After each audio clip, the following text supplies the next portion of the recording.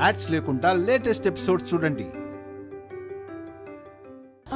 మా ఇంట్లో వాళ్ళంటే గుర్తొచ్చింది, మా అక్క సెలబ్రిటీ అయిపోతుంది తెలుసా? అవునవును, మా ఫ్రెండ్స్ కూడా అదే మాట అంటున్నారు. అంతేకాదు, నువ్వు ససేమేరా వద్దనుకున్న అమ్మాయి ఇప్పుడు సెలబ్రిటీ అయిపోయిందని నన్ను ఆట పట్టిస్తున్నారు. ఆ దిగులు దేనికి? మీ ఫ్రెండ్స్ ఆట పట్టిస్తున్నందుకా లేక మా అక్కని వదులుకున్నందుకా? చాచా, మీ అక్కని వదులుకున్నందుకు దిగులెందుకు ఉంటుంది చెప్పు? మరి మా అక్క గురించి గుచ్చి గుచ్చి ఎందుకు అడుగుతున్నావు? అంటే టీవీలో కనిపిస్తుంది, జనాల్లో పేరు తెచ్చుకుంటుంది, అందుకే ఎంతో కొంత క్యూరియాసిటీ ఉంటుంది కదా. ఉంటుంది, మూతి మీద 4 ఇస్తే అప్పుడు ఉంటుంది.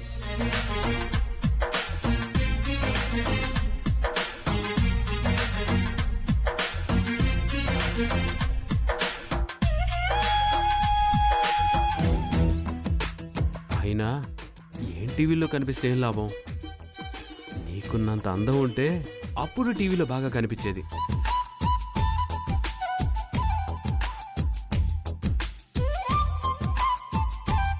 అంటే మా అక్క బాగుంటుందనా ఉద్దేశం? అంటే బాగానే ఉంటుంది, కానీ నీకున్న చేపల్లాంటి కళ్ళు తనకి లేవు. తన హైటు ఫిజిక్ బాగానే ఉంటాయి, కానీ నీ ఫిజిక్ ముందు పెద్దగా అట్రాక్టివ్గా కనిపించదు. నా గురించి ఏమో గాని ఇలాంటి మాయమాటల్లో నీ తర్వాతే ఎవరైనా. నావి మాయమాటలా? అంతేలే, నిజాలు చెప్తున్నా ఈ మధ్య జనాలు నమ్మటం లేదు, ముఖ్యంగా నీలాంటి అమ్మాయిలు.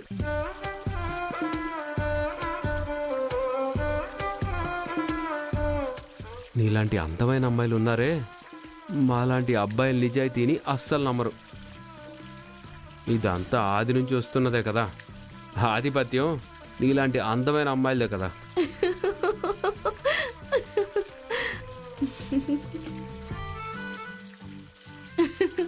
ఆపు బాబు ఆపు. అవును, రేపు ఇలా కలవడానికి వస్తావా? రేపు కుదరదు. ఎందుకు? రేపు మా అక్కకి సూపర్ చెఫ్ కాంపిటీషన్ లో 2nd రౌండ్ ఉంది. రూల్స్ ప్రకారం కంటెస్టెంట్ తో పాటు వాళ్ళ ఫ్యామిలీ కూడా వెళ్ళాలంట. సో నేను రేపు అక్కడికి వెళ్తున్నాను. ఈశ్వరి కోసం ఖచ్చితంగా కాంపిటీషన్కి వెళ్ళాలి. తను ఎలా వండుతుందో చూడాలి. అవునా? అయితే నేను కూడా రానా? నువ్వెలా వస్తావు? నేను కూడా మీ ఫ్యామిలీ మెంబర్నే కదా. నువ్వు మా ఫ్యామిలీ మెంబర్వా? ఎలా అవుతావు? ఎలా అంటే, నిన్ను పెళ్లి చేసుకుంటే ఆ ఇంటికి అల్లుడిని అవుతాను కదా.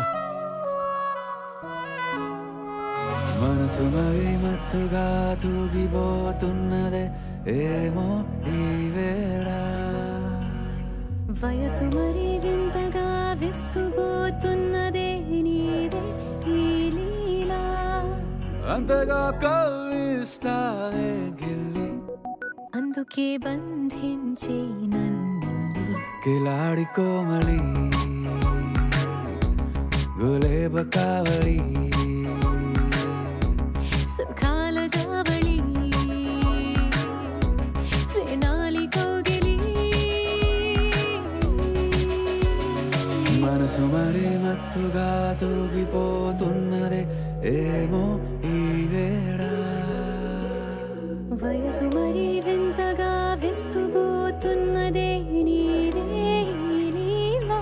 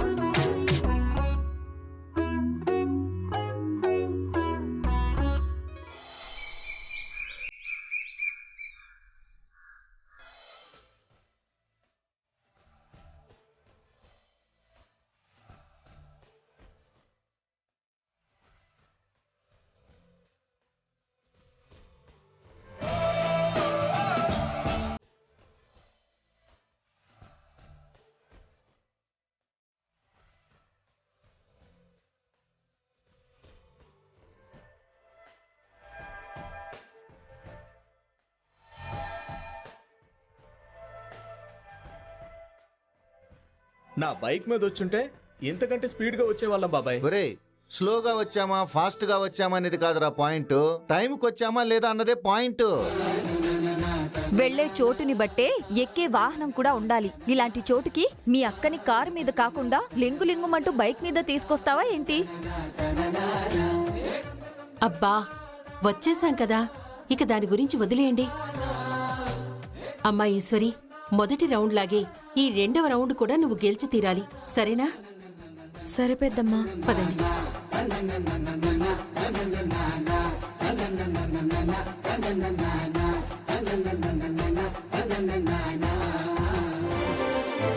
ఓహ్, వెల్కమ్ టు ఈశ్వరి గారు and her family. Thank you Nikhil గారు. నిఖిల్ గారు, నాకు ఒక సందేహం ఉంది, అడగొచ్చా? అడగండి, పర్లేదు. పోటీలో వండేది వార్చేది పార్టిసిపెంట్స్ కదా, ఫ్యామిలీని అంతా ఎందుకు రమ్మన్నట్టు?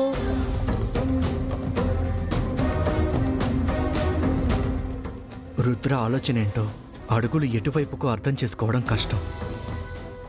నిఖిల్ గారు, హ? మిమ్మల్ని అడుగుతుంది. పార్టిసిపెంట్స్ ఎలాంటి ప్రెషర్ లేకుండా పర్ఫెక్ట్గా వండాలి అంటే ఫ్యామిలీ సపోర్ట్ కూడా ఉంటే బాగుంటుంది అని రుద్ర ఫీల్ అయ్యారు. అందుకనే ఫ్యామిలీ మొత్తాన్ని ఇన్వైట్ చేశారు. చాలా మంచి పని చేశారు. ఇక చూసుకోండి, మేం కొట్టే చప్పట్లతో మా ఈశ్వరి ఉత్సాహంతో ఉరకలు వేయాలి.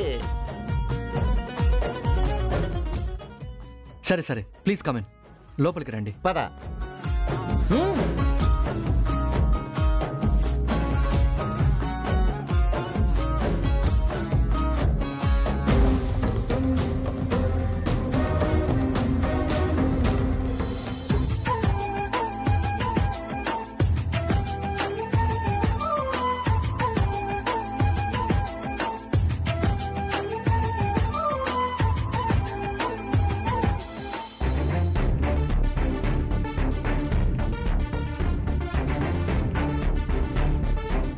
హాయ్ నిఖిత గారు. హాయ్ అండి. ఆ, ఇతను మా ఫ్యామిలీ ఫ్రెండ్. కాంపిటీటర్స్ ని ఫ్యామిలీ అండ్ ఫ్రెండ్స్ ని తీసుకురమ్మన్నారు కదా, అందుకే రెండు మిక్స్ చేసి ఫ్యామిలీ ఫ్రెండ్ ని తీసుకొచ్చాను. సరే, please come in. Sure. Nikhitha, you carry on, నేను ఇప్పుడే వస్తాను. Okay, done.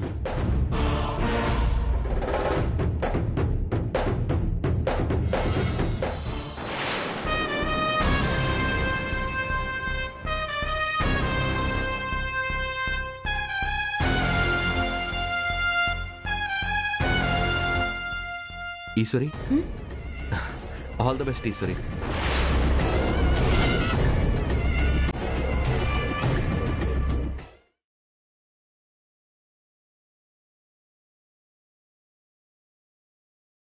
ఏంటి అలా చూస్తున్నావు? నేను నీకు ఆల్ ద బెస్ట్ చెప్పడం ఏంటనే?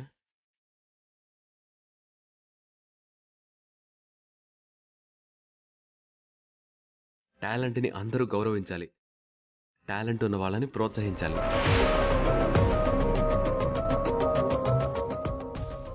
అందుకే ఆల్ ద బెస్ట్ చెప్తున్నాను.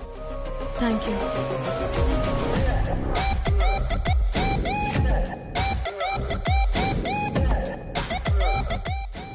తూర్పున ఉదయించే సూర్యుడు పడమరన పుట్టినట్టు ఈ పారిజాతం కొడుకేంటి కొత్త గేమ్ ప్లే చేస్తున్నాడు?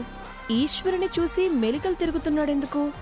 చాలా మంది నీ మీద నమ్మకంతో ఉన్నారు ఈశ్వరి, వాళ్ళందరి నమ్మకాన్ని నువ్వు నిలబెట్టాలి. Once again all the best.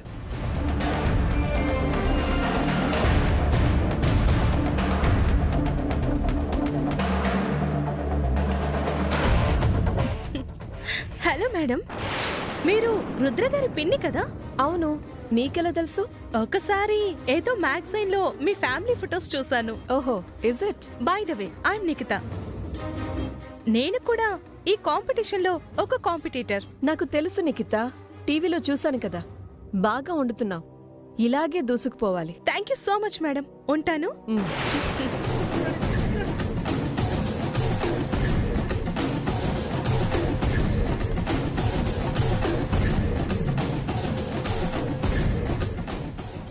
ఈ అజయ్కి ఏమైంది? అక్కకు అంత సపోర్ట్ చేస్తున్నాడు.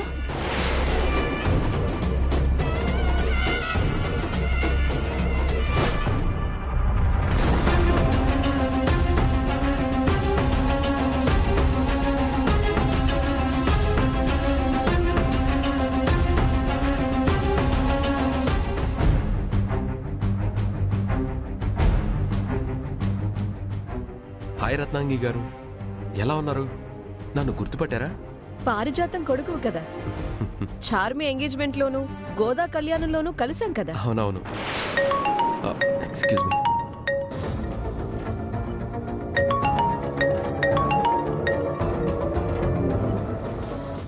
సరే వస్తానండి. అజయ్ తీసుకో. Thank you so much ma'am. అది నీకోసం కాదు. మరి ఇక్కడ ఎవరు గెలవాలని నువ్వు కోరుకుంటున్నావో వాళ్ళకి మనస్ఫూర్తిగా ఇవ్వు. వాళ్ళు ఖచ్చితంగా గెలుస్తారు. తప్పకుండా రత్నాంగి గారు. ఎవరికిస్తావు? నిఖితతో వచ్చావు కాబట్టి తనకే ఇవ్వాలి అనుకుంటున్నావా? లేదు, ఈశ్వరి చాలా టాలెంటెడ్. తనే గెలుస్తుందని కూడా నాకు అనిపిస్తుంది. అందుకే తనకే ఇవ్వాలనుకుంటున్నాను. మంచిది, వెళ్ళిచ్చేసిరా. అలాగేనండి.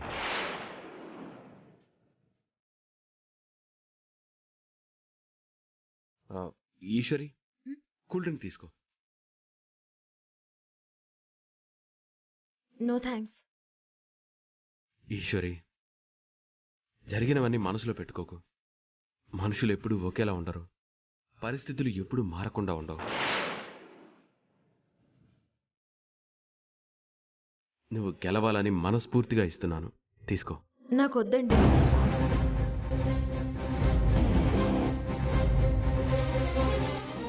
అజయ్ ఏంటి అపరిచితుడిలా బిహేవ్ చేస్తున్నాడు? నిన్నటి వరకు నా దగ్గర రెమోలా ఉండి ఇప్పుడు అక్క దగ్గర రాములా బిహేవ్ చేస్తున్నాడు. అమ్మ భూకంపమైతే అబ్బాయి బంతి పువ్వు అన్నమాట. వాళ్ళమ్మలాగా అయితే కాదు. ఇంకా ఆలోచిస్తావేంటి ఈశ్వరి, తీసుకో.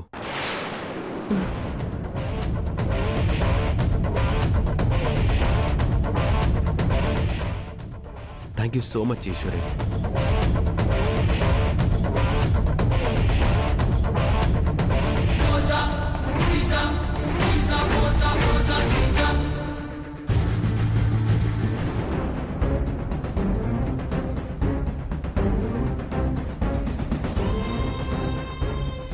పోటీదారులందరికీ విజ్ఞప్తి, మరికొంతసేపట్లో పోటీ మొదలవబోతుంది. వారికి నిర్దేశించిన ప్లేస్లో వచ్చి నిలబడవలసిందిగా కోరుకుంటున్నాము. అలాగే పోటీదారులతో పాటు ఫ్యామిలీ మరియు ఫ్రెండ్స్ ఆడియన్స్ కోసం నిర్దేశించిన ప్లేస్లలో కూర్చోవాలని మనవి. అమ్మా ఈశ్వరి, ఆత్మవిశ్వాసంతో అడుగై, అనుమానాలు భయాలు మనసులో నుంచి తుడిచే. గెలవాలనే సంకల్పం ఒక్కటే నీ మనసులో ఉండాలి. సరే పెద్దమ్మా. ఆల్ ద బెస్ట్ అక్క. అక్క అదరగొట్టేయాలి. సరే.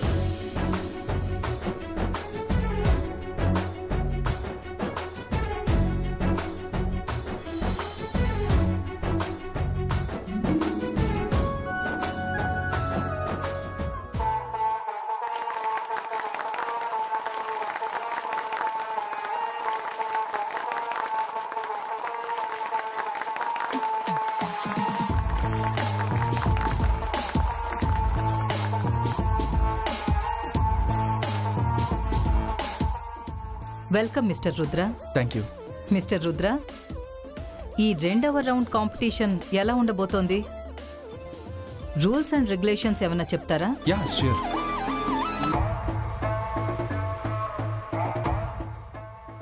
Good morning everybody. నా మాట మన్నించి మీరంతా మీ ఫ్యామిలీస్తో వచ్చినందుకు చాలా థ్యాంక్స్. మీరంతా చాలా స్ట్రాంగ్ కంటెస్టెంట్స్. మీలో చాలా బలం ఉంది, అలాగే కొన్ని బలహీనతలు కూడా ఉన్నాయి.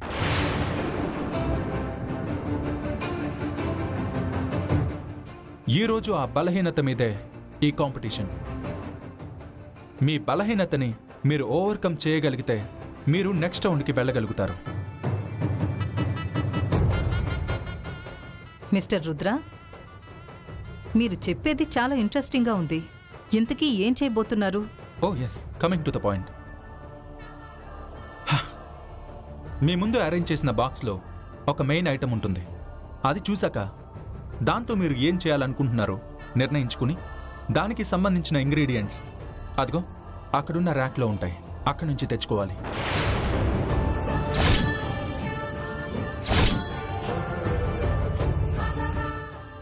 ఇప్పుడు మీరు మీ ముందున్న బాక్స్ తెరిచి మీకిచ్చిన ఐటమ్ ఏంటో మీరు చూసుకోవచ్చు.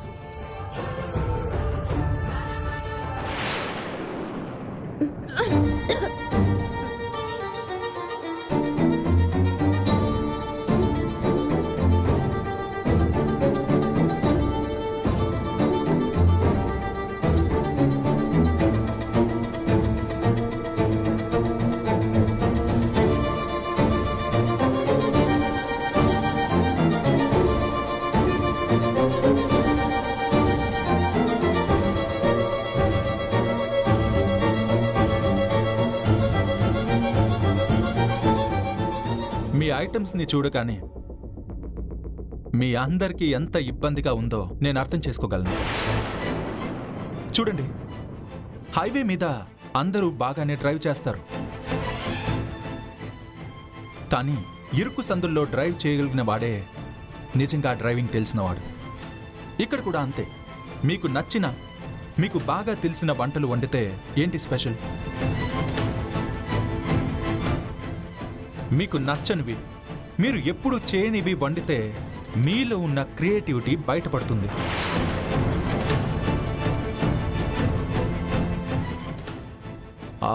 మిస్ ఈశ్వరి, మీరు అంతగా అసహించుకుంటున్న ఆ ఐటమ్ ఏంటి?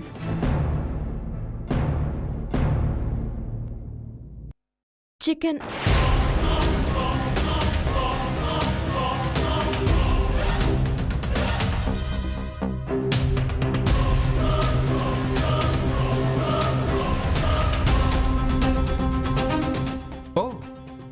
Non veg.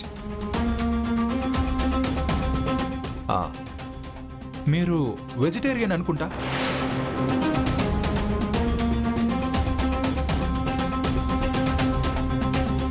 So you take it as a challenge. Prove your self.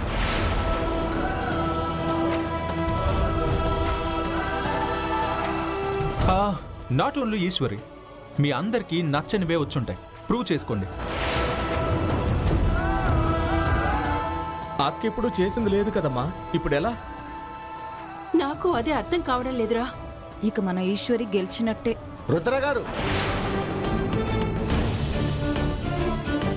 చెప్పండి. ఒక శాకాహారిని పట్టుకొని మాంసాహారం వండమంటూ అన్యాయం సార్. అన్యాయమా? అంతే కదా సార్. వాళ్ళు ఎప్పుడూ చేసే వంటలు ఇవ్వాలి కానీ అసలు ఎప్పుడూ టచ్ చేయని వంటలు ఇస్తే ఎలా సార్? చూడండి, ఇది రోడ్ సైడ్ వేసుకునే పకోడీల పోటీ కాదు, నేషనల్ వైడ్ కుకింగ్ కాంపిటీషన్. చింతపండు నీళ్ళకి తాలింపు పెట్టి చింత లేకుండా 50 లక్షలు గెలిచేద్దామని వస్తే లాభం ఉండదు. సరదా కోసమో, సెలబ్రిటీ అయిపోవడం కోసమో ఈ కాంపిటీషన్కి వస్తే గెలవలేరు. గుండెల్లో ప్యాషన్ ఉండాలి, చేతల్లో ప్రొఫెషనలిజం ఉండాలి. అవి ఉంటే కళ్ళ ముందు ఎలాంటి ఐటమ్ ఉన్నా దాంతో అద్భుతమైన వంటలు వండి అందరి చేత ఔరా అనిపిస్తారు. అలాంటి సత్తా, సంకల్పం ఉన్నవాళ్ళు మాత్రమే ఈ కాంపిటీషన్లో పాల్గొనాలి. ఎవరికి ఇష్టం లేకపోయినా ఈ క్షణమే తప్పుకోవచ్చు. ఎవరికి ఆ సంకల్ప బలం లేకపోయినా ఓడిపోయామని ఒప్పుకుని ఇక్కడి నుంచి వెళ్ళిపోవచ్చు.